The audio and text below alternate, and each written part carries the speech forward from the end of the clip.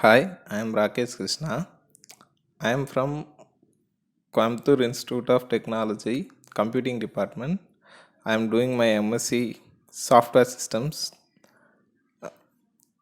This is a project that I did in Java laboratory. Um, what my project basically does is it lets users interact with the Oracle database uh, using Java interface. I use Sphinx for creating this user interface.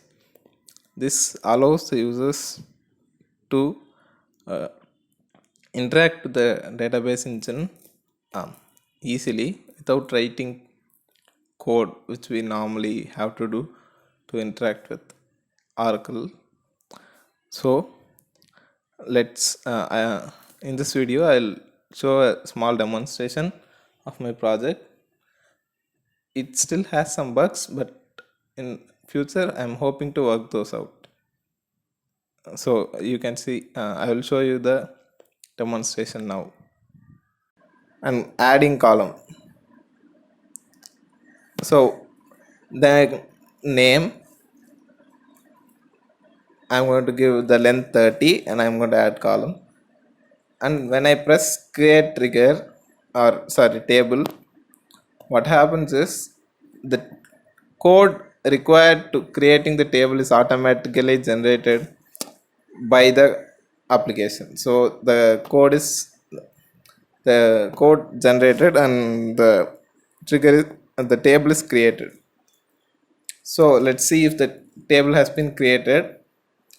So as you can see, the newly created table is here. When we view the table, there is no values because it is just created. Using the create table application, we can create tables without writing any code. Let's see foreign keys now.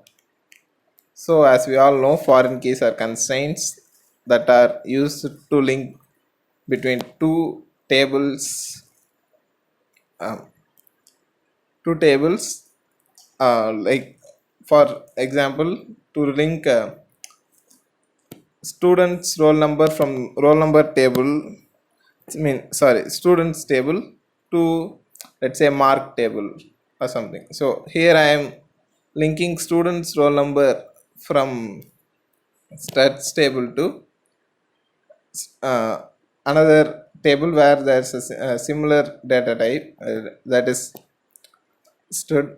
So if you incorrectly give um, table name, it will throw an exception. Once you everything is correctly filled, it will automatically create uh, foreign key. So inserting values is basically you select the table, then it will show all the columns, then we have to just fill them up.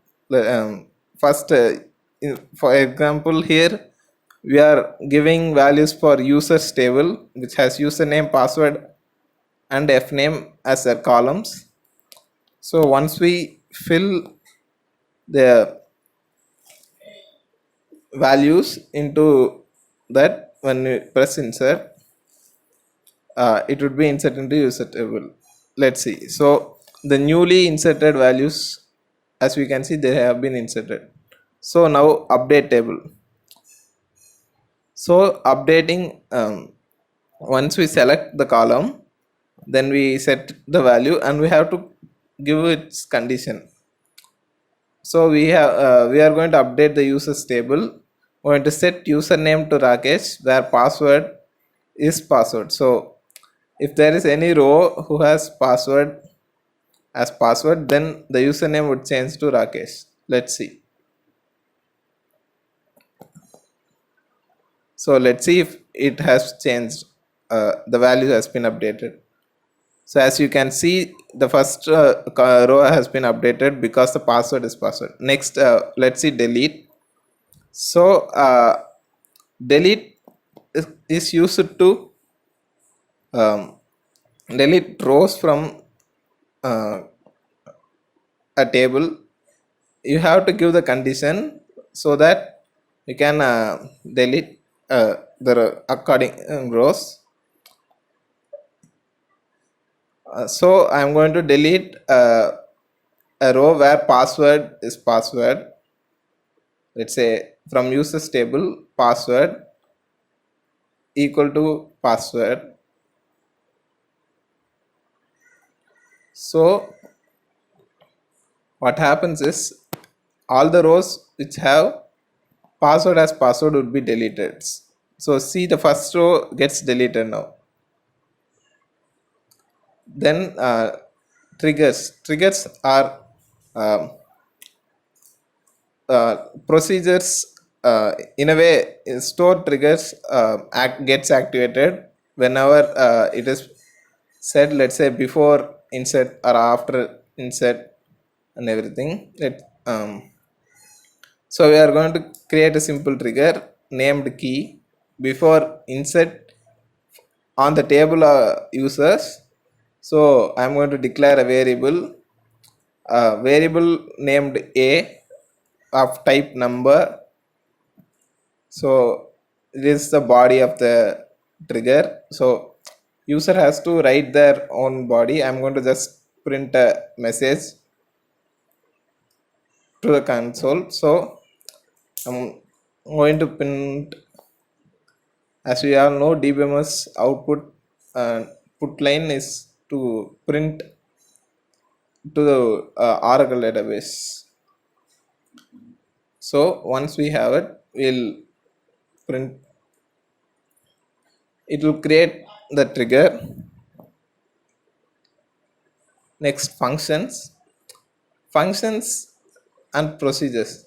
They are similar. They have a similar syntax structure. So I have combined them both.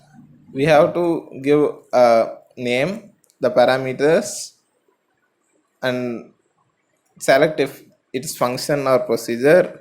Then this is our as. Then we have to give the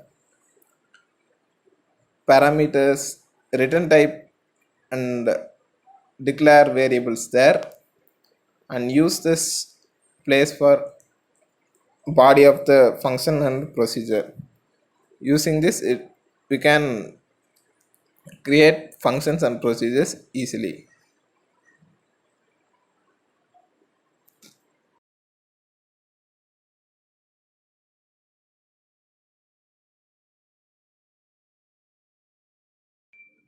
Thank you for watching the video.